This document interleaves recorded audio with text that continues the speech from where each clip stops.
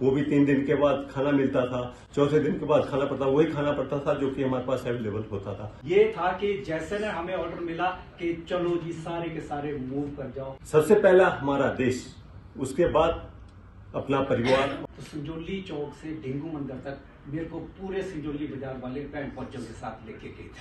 तो मैंने डेथ हो जाती है तो आपका फंड कहाँ जाए।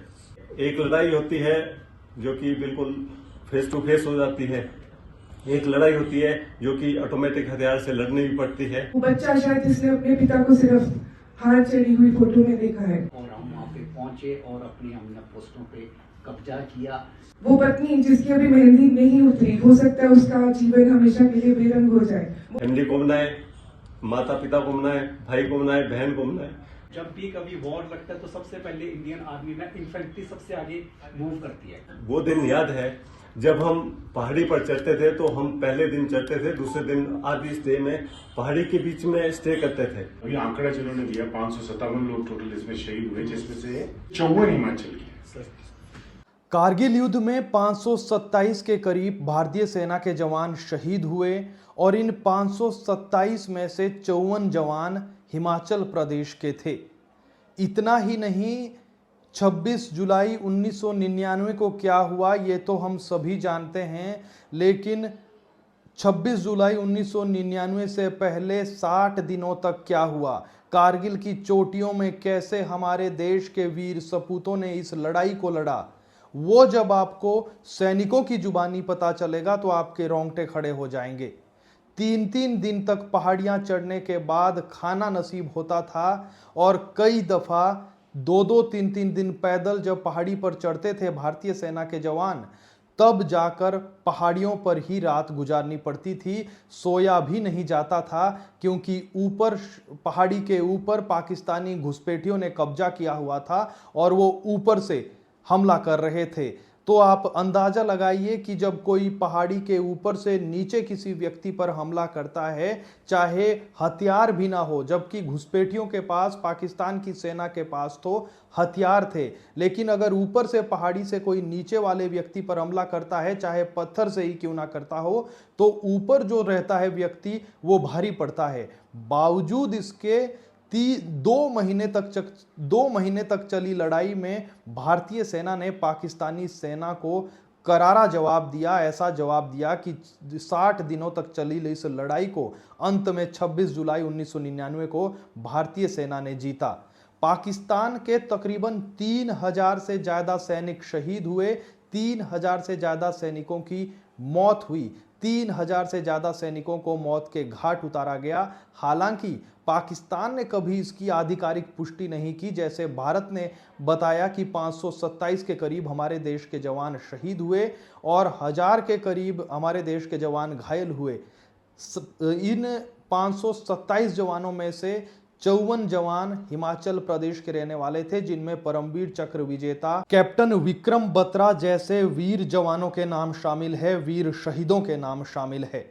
हिमाचल प्रदेश की राजधानी में जिला स्तरीय कार्यक्रम कारगिल विजय दिवस के उपलक्ष्य पर आयोजित किया गया। उसमें डीसी शिमला मौजूद रहे, तमाम बड़े और अधिकारी मौजूद थे और जो जवान भूतपूर्व सैनिक, जिन लोगों ने कारगिल की लड़ाई को बहुत नजदीक से देखा, उन लोगों ने जब अपना अनुभव साझा किया। हमने वापिस की।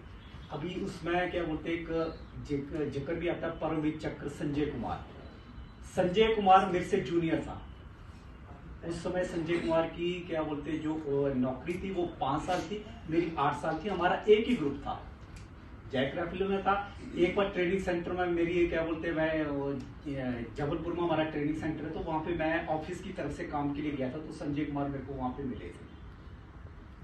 तो वहां पे उसके बाद जब हम क्या बोलते हैं द्रास सेक्टर में होते, तो द्रास सेक्टर में भी हमारी वहां पे मुलाकात हुई थी, पर फिर उनकी यूनिट अलग चली गई थी, हमारी यूनिट अलग हो गई थी।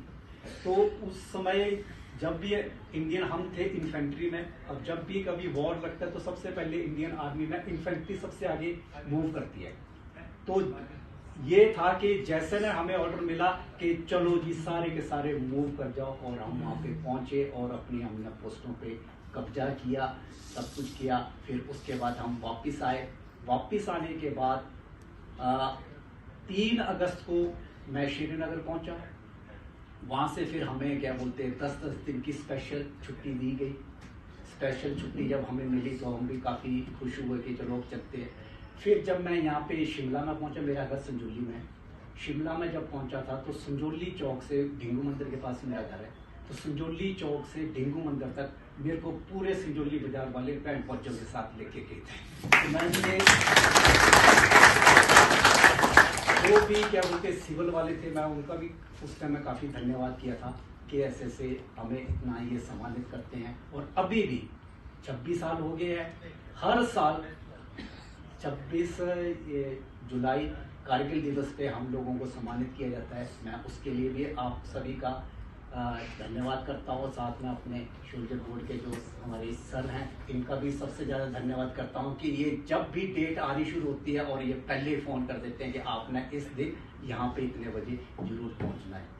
तो अब ज़्यादा ना कहता हुआ इन्हीं शब्दों के साथ आप लोगों को मैं फिर एक बार धन्यवाद करता हूँ। DC sir, SP sir, madam, ADM sir और जितने भी गणमान्य लोग यहाँ पे आए हुए हैं, इन्हीं शब्दों के साथ धन्यवाद। वो दिन याद है जब हम पहाड़ी पर चढ़ते थे, तो हम पहले दिन चढ़ते थे, दूसरे दिन आधी स्टे में पहाड़ी के बीच में स्टे करते थे। उसके बाद दूसरे दिन उसके बाद आगे के लिए एडवांस करते थे। तो काफ़ी सारी कठिनाई आई एडमिनिस्ट्रेशन की हैसियत से भी, क्योंकि जो पैक लंच होते थे वो भी 3 दिन के बाद खाना मिलता था, चौथे दिन के बाद खाना पड़ता, वही खाना पड़ता था जो कि हमारे पास अवेलेबल होता था। पीछे से इतना एडमिनिस्ट्रेशन नहीं चल पाता था क्योंकि हर एक तरह की सिचुएशन हमारे पास थी, तो काफ़ी सारी कठिनाइयाँ हमारे पास आई थी। लेकिन जो भी है, हमारे देश के किसी भी सैनिक ने उस वक्त ये हौसला नहीं छोड़ा कि मैं अपने देश के लिए क्या मैं पीठ दिखाऊंगा या चेस्ट दिखाऊंगा। लेकिन उस दिन को याद करते हुए हम आज भी ये समझते हैं कि नहीं, हम अपने देश के लिए पैदा हुए हैं। सबसे पहला हमारा देश, उसके बाद अपना परिवार और अपनी लाइफ। तो आज भी जब हमारे को वहाँ पर पूछा गया था, एक बड़ी सीरियसली वो है कि अगर आपकी डेथ हो जाती है तो आपका फंड कहाँ जाए। तो बहुत सारी हमारे पास ये सिचुएशनें होती थी कि हाँ, हम किसको अपना नेक्स्ट पार्टनर बनाए, फैमिली को बनाए, माता पिता को बनाए, भाई को बनाए, बहन को बनाए। परिवार तो एक है, लेकिन वो सिचुएशनें हमारे पास आई, लेकिन हमने लिख के दिया कि नहीं, ठीक है, मेरी डेथ के बाद इस चीज़ को ये चीज़। तो ये चीज़ें उस टाइम याद आती है जिस टाइम हमारे ऊपर ये समस्या आती है कि हम इसके बाद में क्या कर सकते हैं।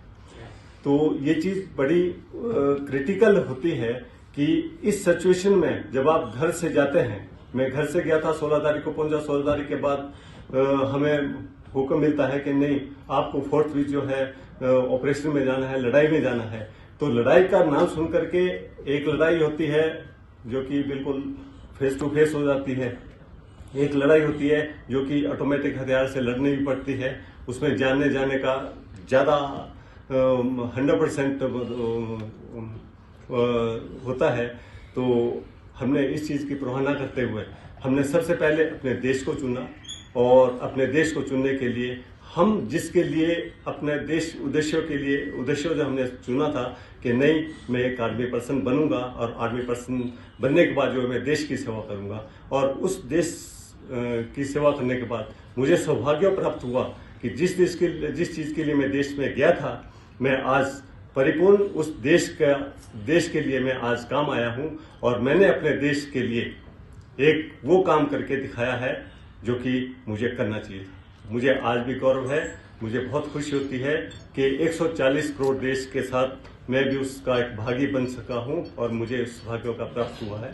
और मैं आज भी इस 26वें अपने कारगिल दिवस के ऊपर में सभी देशवासियों को बहुत बहुत शुभकामनाएं और बधाई देता हूं। और आशा करता हूं कि जहां भी मेरा ये मैसेज आए, मैं यंगेस्ट पूरे देशवासी जो 140 मेरे देशवासी हैं, सबके बीच में देशभक्ति की भावना होनी चाहिए, मेरे हिसाब से होनी चाहिए, ताकि उसको भी ये पता चले कि मैं अपने देश के लिए कुछ कर रहा हूँ। तो मेरा यही संदेश है सभी के लिए कि एक देशभक्ति की भावना को अपने दिल में बैठाकर बहुत खुशी होती है जब हम आज वो 26 वर्ष पहले, उस टाइम मेरी सर्विस जो है 15 ईयर्स थी, आज मैं 14 ईयर्स, मुझे रिटायरमेंट भी हो गए हैं। तो आज मुझे गौरव होता है कि एक देश मुझे अभी भी याद करता है इस चीज़ के लिए, क्योंकि हमने वो काम उस टाइम किया था। मैं इसी शब्द के साथ आप सभी का बहुत बहुत धन्यवाद देता हूँ। वो वाकई इस चीज को साबित करता है। यदि हम अभी आंकड़ा जिन्होंने दिया 557 लोग टोटल इसमें शहीद हुए, जिसमें से 527, फिर थोड़ा परसेंटेज में फर्क हो सकता है, जिसमें से 54 हिमाचल की है। तो देखिए, देश की जो जनसंख्या है उसका प्रतिशत जो हमारे प्रदेश का है वो 0.56% है, और कारगिल में जवान शहीदों का प्रतिशत अगर हम देखते हैं तो वो 10% से अधिक है, 20 टाइम्स। तो ये